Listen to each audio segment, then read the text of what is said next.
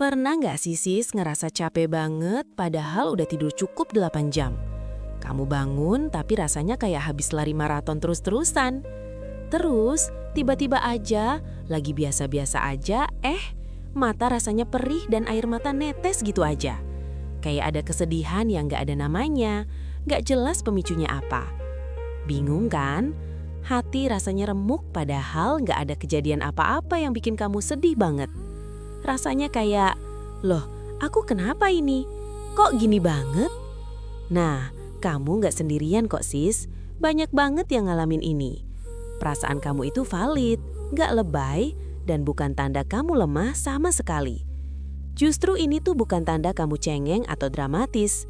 Ini sinyal sis, sinyal biologis dari badan kamu yang udah teriak minta istirahat. Badan kamu lagi ngasih tahu kalau dia udah di batas maksimal. Udah capek, letih, lesu, lunglai, dan butuh banget diisi ulang energinya. Kayak baterai HP kamu yang udah kedap-kedip merah gitu. Nah, di video ini aku bakal bantu kamu bedah tuntas kenapa sih fenomena ini bisa terjadi. Kita akan lihat dari sisi ilmiahnya biar kamu paham betul ini bukan cuma perasaan kamu aja. Dan yang paling penting, aku juga bakal kasih tips-tips manjur buat kamu biar bisa pulih lagi.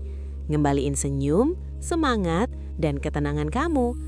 Jadi kalau kamu ngerasa konten ini relate sama yang lagi kamu alamin, jangan lupa klik like ya sis, dan ceritain pengalaman kamu di kolom komentar. Siapa tahu cerita kamu bisa bikin orang lain ngerasa nggak sendirian. Dan pastiin juga kamu subscribe, biar nggak ketinggalan video-video berikutnya yang bakal nemenin kamu pulih pelan-pelan. Jadi jangan khawatir ya sis, ada harapan kok buat balik lagi ceria. Nah, dari mana sih awal mulanya? Biasanya ini bermula dari stres kronis yang gak kamu sadari. Kamu pikir kamu baik-baik aja, padahal di dalam, di balik senyum dan tawa kamu, ada perang kecil yang lagi terjadi.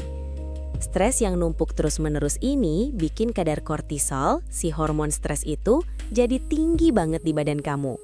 Ibaratnya kayak mesin mobil yang terus digeber tapi nggak pernah istirahat. Lama-lama panas dan olinya habis.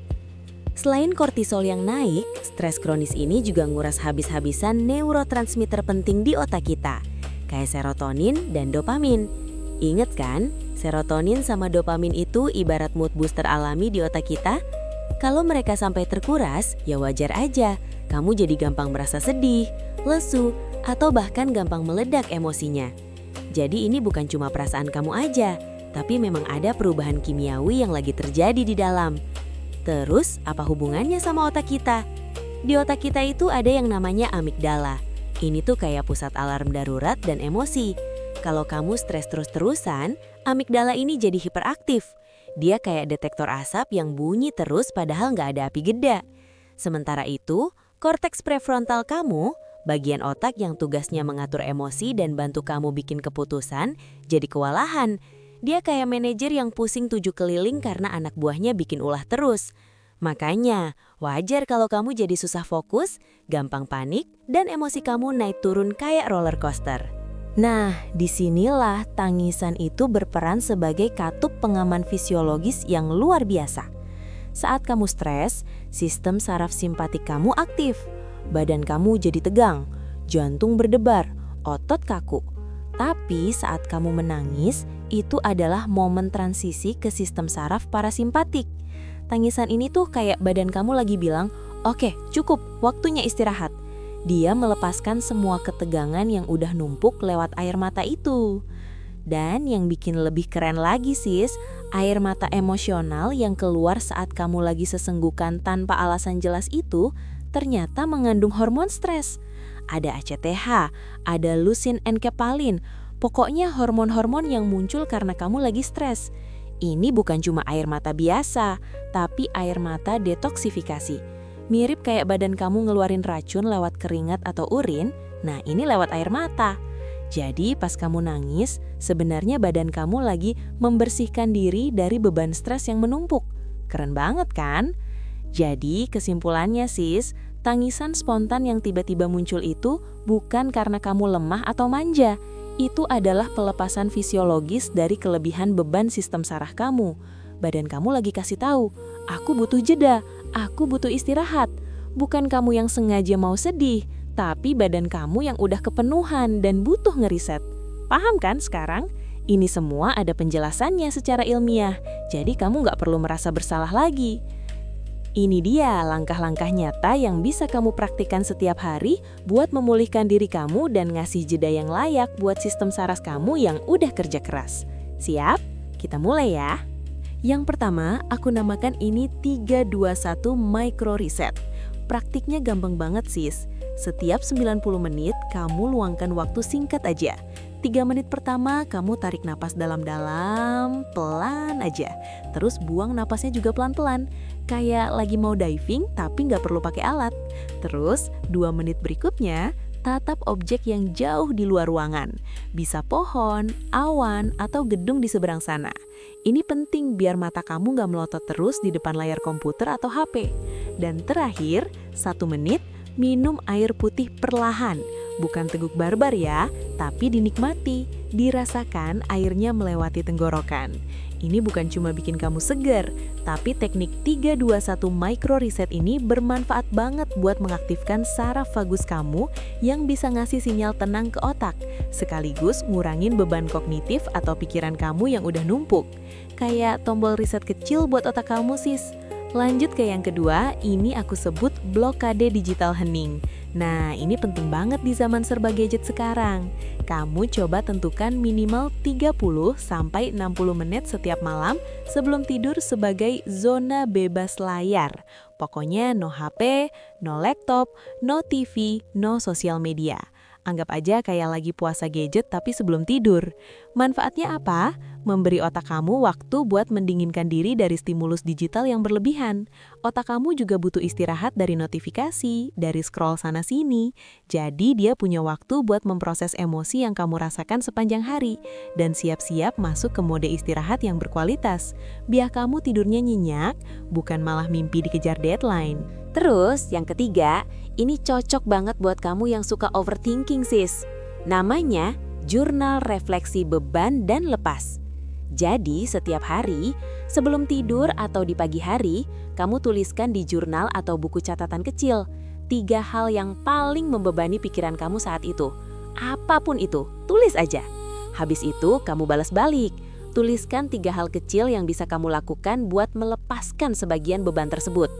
Contohnya, kalau beban kamu kerjaan numpuk, kamu bisa tulis, delegasikan 1 tugas ke tim. Tunda balas email yang gak urgent sampai besok pagi. Atau jalan kaki sebentar 15 menit buat ngilangin penat.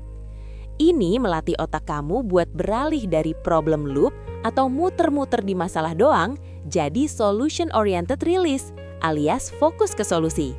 Kamu jadi ngerasa lebih pegang kendali, gak cuma pasrah diombang-ambing beban sis. Dan yang terakhir, ini favorit aku banget, ritual sensory soothe malam hari. Intinya, kamu manjain indera-indera kamu buat menenangkan sistem saraf sebelum tidur. Caranya gimana? Banyak. Kamu bisa mendengarkan musik ambient tanpa lirik. Cari aja di YouTube musik dengan frekuensi 432 Hz atau 528 Hz yang katanya bisa bikin tenang. Jangan malah dengerin lagu galau ya, nanti malah nambah sedih. Terus, bisa juga kamu nyalakan diffuser dengan aroma yang menenangkan kayak lavender atau chamomile. Serasa lagi di spa pribadi. Atau paling simple, memeluk bantal atau selimut hangat kesayangan kamu. Rasanya kayak dipeluk gebetan yang bikin nyaman. Intinya, ritual ini mengirim sinyal aman ke tubuh kamu, ngasih tahu sistem saraf, oke, ini aman, boleh istirahat, boleh tenang. Jadi, respon stres yang udah numpuk seharian bisa mereda dengan sendirinya sebelum kamu terlelap. Gimana sis? Praktis banget kan? Jadi sis, setelah dengerin semua ini, aku harap kamu makin paham ya, kalau perasaan overwhelmed dan burnout itu bukan berarti kamu lemah atau nggak sanggup. Ini adalah respons alami tubuh kamu terhadap tekanan yang berlebihan. Tapi bukan berarti kamu pasrah aja ya. Ada banyak langkah proaktif yang bisa kamu ambil untuk bantu diri kamu kembali seimbang dan tenang. Kamu punya kendali di sini. Dengan kamu mulai bergerak, melakukan satu persatu strategi yang udah aku share tadi, aku yakin kamu akan merasakan perlahan-lahan harapan itu kembali. Ketenangan yang kayaknya udah lama hilang, bakal nyamperin kamu lagi. Kamu jadi bisa melihat cahaya di ujung terowongan, gak cuma gelap gulita di tengah tumpukan kerjaan atau masalah. Kamu berhak merasakan ketenangan itu, sis. Nah, buat kamu yang udah mulai semangat dan pengen cari tahu lebih banyak lagi cara biar bisa tenang terus, ada kabar gembira nih. Di video selanjutnya, aku mau ngajak kamu lebih dalam lagi, bahas strategi mengaktifkan sistem parasimpatik, rahasia ketenangan di dunia penuh tekanan. Ini penting banget sis, supaya ketenangan yang kamu rasain itu nggak cuma sementara, tapi bisa jadi bagian dari hidup kamu sehari-hari. Bahkan di tengah hiruk pikuk dunia yang penuh tekanan ini. Pokoknya, stay tune terus ya di channel ini, jangan sampai ketinggalan.